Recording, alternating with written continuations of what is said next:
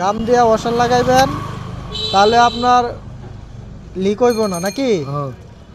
Washer দিবেন, কাঠ গাম আছে, নাহলে সুপার গ্লো গাম দিবেন। আপনাদের পানি আর চইব না। পানির ট্যাঙ্কি দেখেন কিরকম কালা হয়েছে। লাইনার পিস্টন কই থাকে দেখেন, লাইনার পিস্টন দেখেন কিভাবে গুতাগুতি করে, এই জন্য মালো।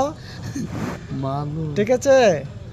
আর যাদের আপনাদের পানির ট্যাঙ্কি ওভার হয়ে গেছে, পানি পড়ে যা, এইভাবে গাম মেরে লাগা। আমাদের মেকার সাহেব একটা ভাইলো না না উনি চলবো। দেখেন লাইনার পিস্টন কই থাকে মিশিংয়ের,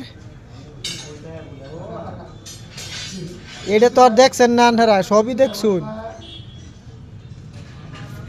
তবে আপনারা সুন্দরভাবে মিশিং দেখে তারপরে আপনারা কী করবেন, চালাবেন। এই যে নতুন রেগুলেটর লাগানো হচ্ছে, দেখেন নতুন রেগুলেটর লাগানো হচ্ছে যাতে আর পানি না ছয়।